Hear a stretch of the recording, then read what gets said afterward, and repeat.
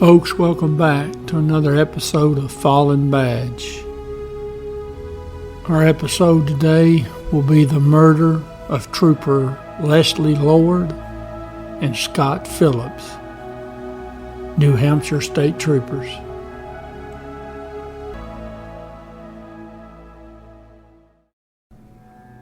Folks, this story is primarily going to come from an article written by Trooper Ed Tuig. He was a Vermont state trooper. The article was entitled Terror in the North Country. It's August 19th, 1997. It's about 3 in the afternoon in the little town of Colebrook, New Hampshire. Trooper Scott Phillips makes a traffic stop in front of the IGA supermarket, which is out on Highway 3 north of town. Now, the fellow in the vehicle he stops, he's a anti-government man, anti-police. Now, he lived in Colebrook, but he was constantly complaining about local zoning ordinances, and he'd been fighting with town officials for quite a while. It would only be later that authorities would find out he'd been stockpiling a large catch of weapons at his home. And it's pretty obvious from what was stored at his house and what he had with him this day in his truck that he wasn't going to go quietly. And when he left, he took 4 good people with him.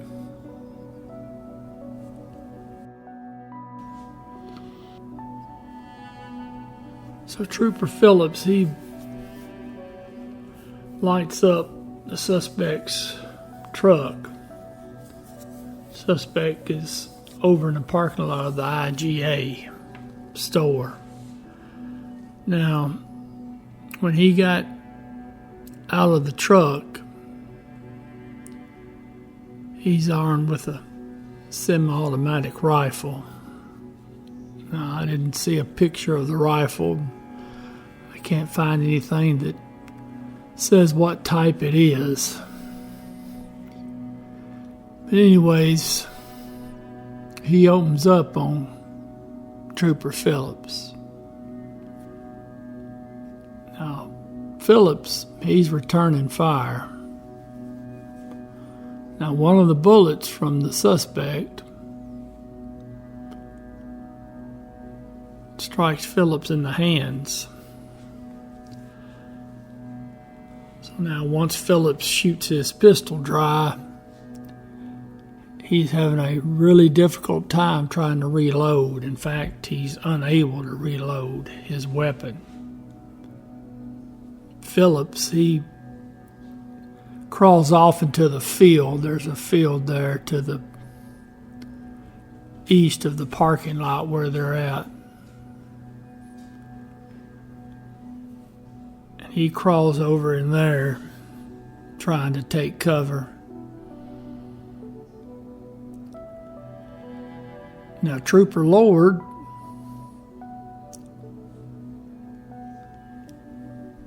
he had been alerted by Phillips that he was going to stop this fella because they were familiar with him. So Trooper Lord pulls onto the lot. Well, he doesn't know there's been a shootout. He doesn't know any of this. So he's driving blind. So when Lord pulls up, suspect fires multiple rounds into the cruiser. Lord doesn't even have a chance to get out of the car. Now, one of the bullets went through the vehicle. It hit Trooper Lord, and it killed him there in his car. Then the suspect turns around and he starts looking for Phillips in the tall grass. And he looks around for him and he finally finds him.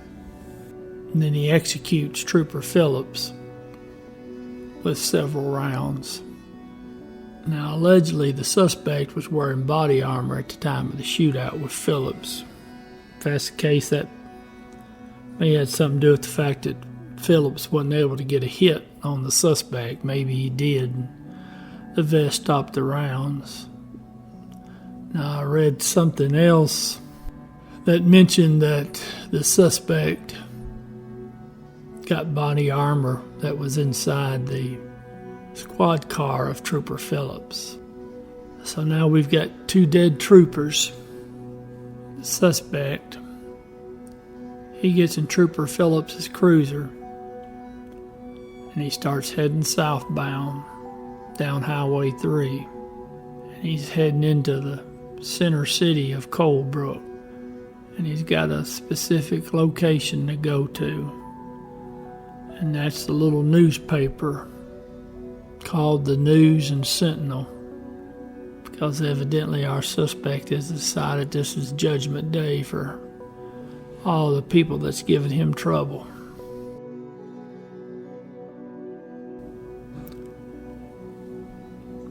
So the suspect is coming southbound on Highway 3.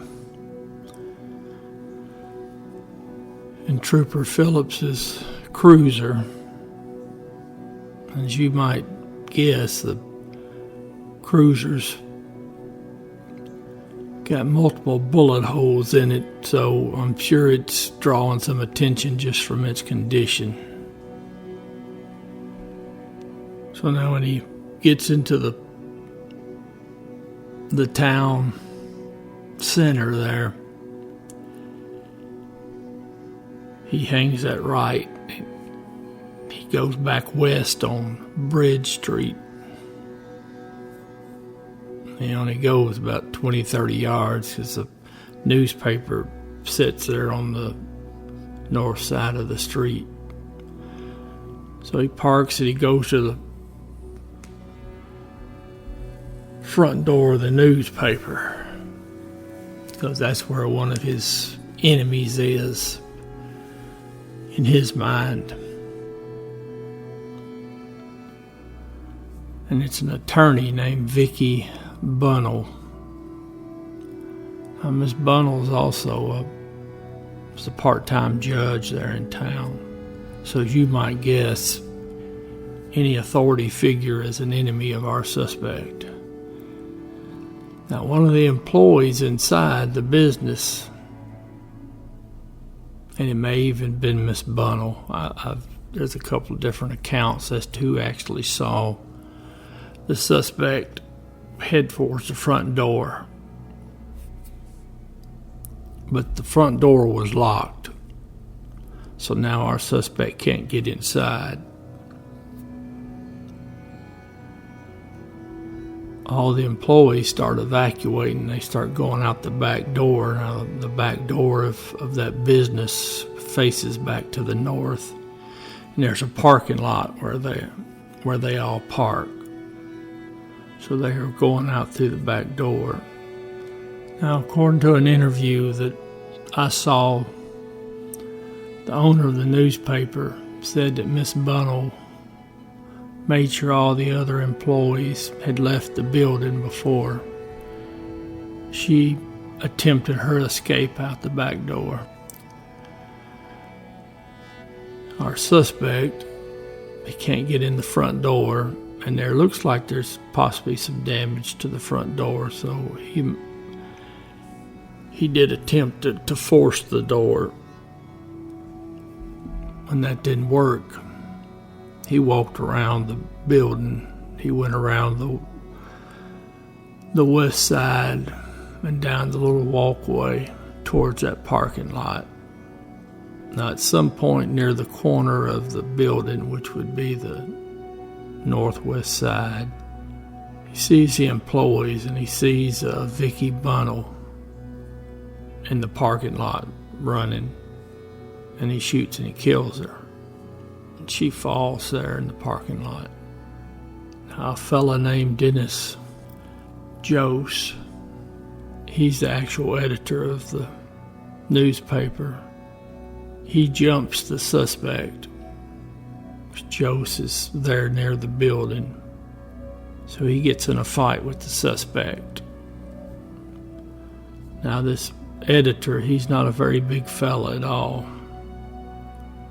and our suspect is over 6'2", I believe, and may even been 6'5". He was a pretty big man.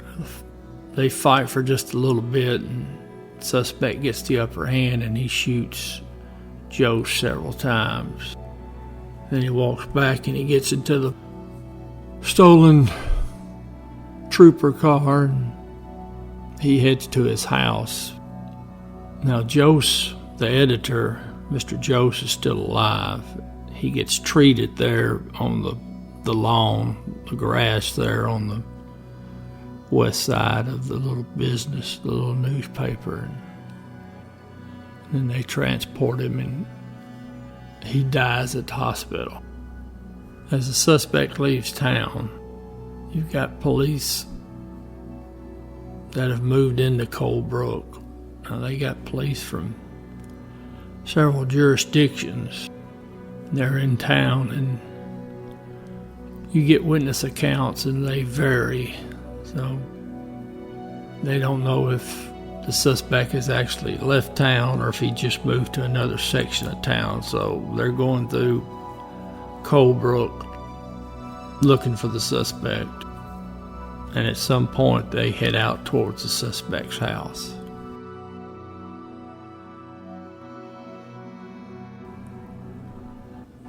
While police are pouring into Colebrook looking for the suspect, he's now left southbound on Highway 3, and he's heading back to his house. Now, his house is located just off Highway 3, between the highway and the Connecticut River, in the township of Columbia. And the house is actually just a little north of Stratford. When he gets to the house, he shaves off his beard, changes his clothes. He poured gasoline over the front door. And he also had the front door rigged so when it was opened, it would trigger an explosive device. So he was wanting maximum casualties of any first responders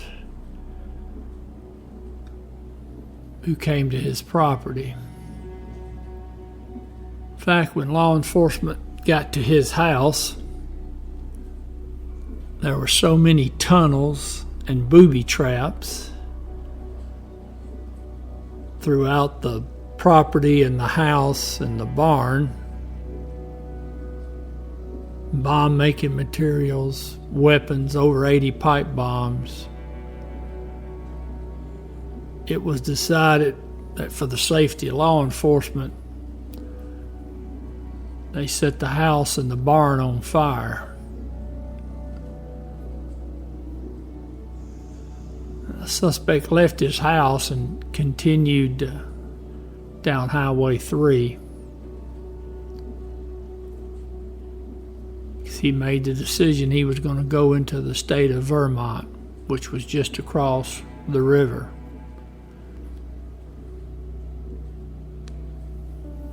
So when the suspect leaves his house, he continues southbound on Highway 3.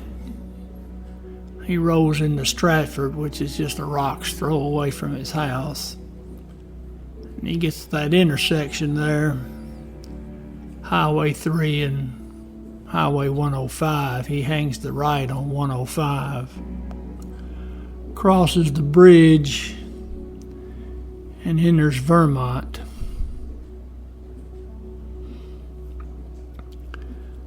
Now, the police in Vermont had been alerted, as had Canadian authorities and Maine authorities, and pretty well anybody with a badge and a gun was now on the lookout for the suspect.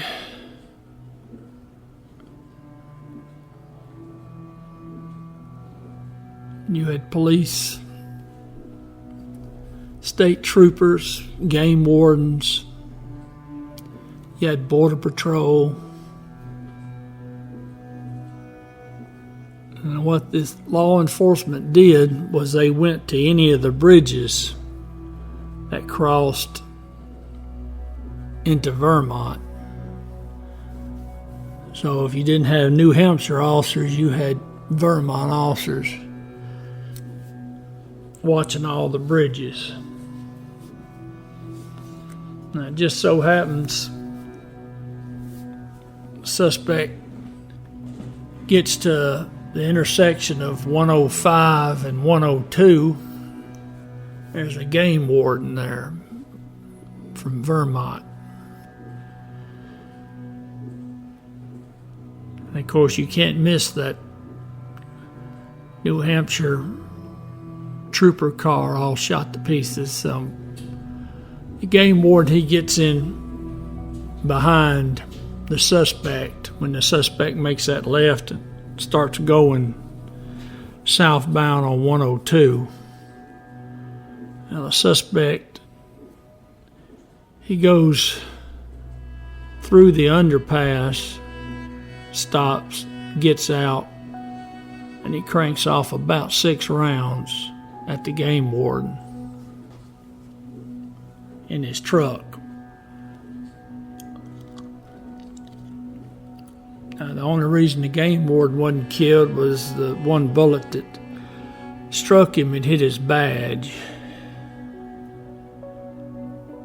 and it deflected most of the round, but you still had pieces of lead from the bullet and then part of the badge that entered into the game warden's body. So then the suspect gets back in the car and he continues along 102. And of course now you've got a fresh sighting of him. And 102, there's just not a lot of places to get off of it. And he doesn't go too far down the road before he decides that it's time to go back country. Meanwhile, some civilians stop and they help the game warden. They load him up in a vehicle and they drive him to the hospital. Even as the suspect's turning off 102. Dirt road called Dennis Pond Road.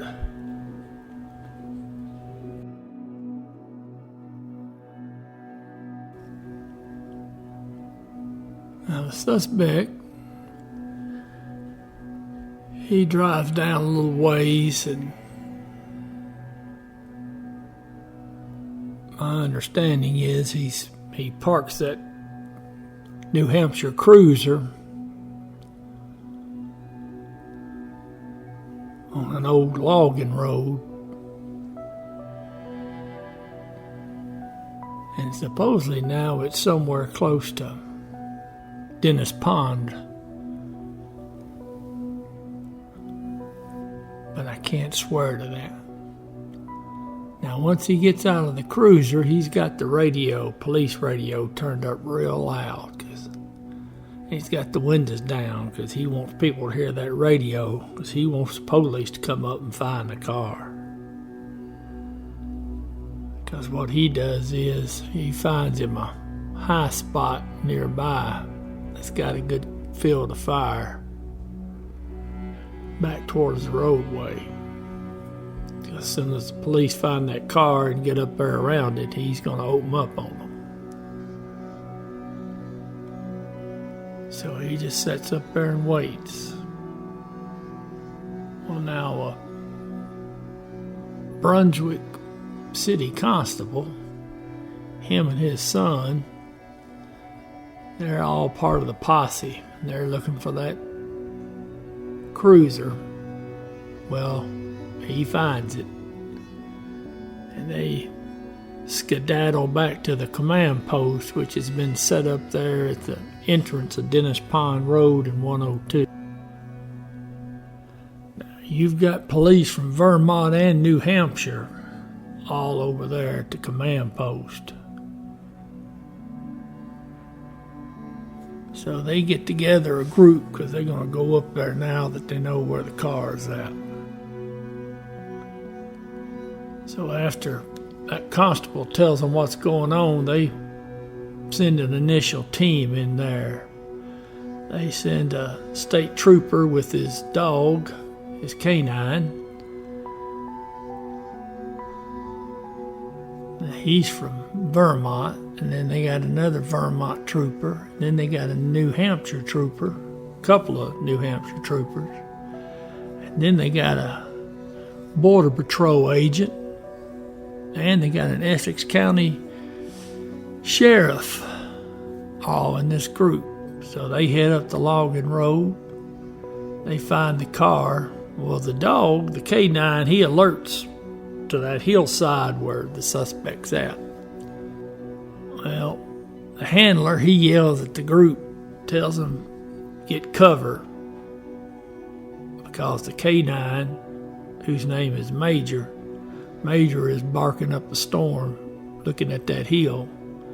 So they're all trying to take cover. Well, then a shootout begins because the suspect opens up on them. Now, he wounded 3 of the officers that was down there. Border Patrol agent and the New Hampshire trooper were both wounded, and they were wounded pretty bad now, plus the New Hampshire trooper. So now they're wanting to try to evac all these wounded officers, and they send more police up, and they start sending policemen around to circle his position where the suspect's at, because they're going to get him off that hill. So now they got a rescue team going to get the downed officers, and they got groups of officers working their way both left and right of the suspect, because they're going to make sure he don't get off that hill. So while the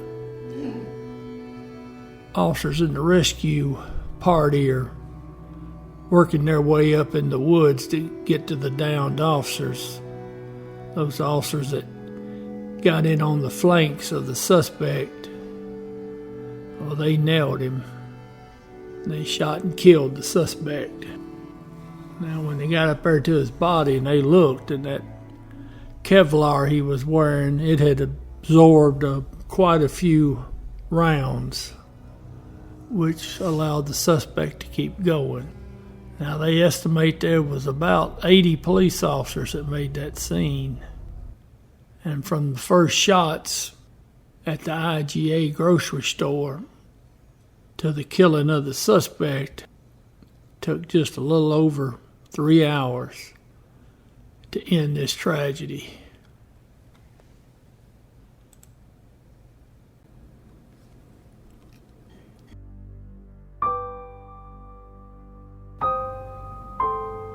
Trooper Leslie George Lord. Trooper Scott Edward Phillips. End of watch, August 19, 1997.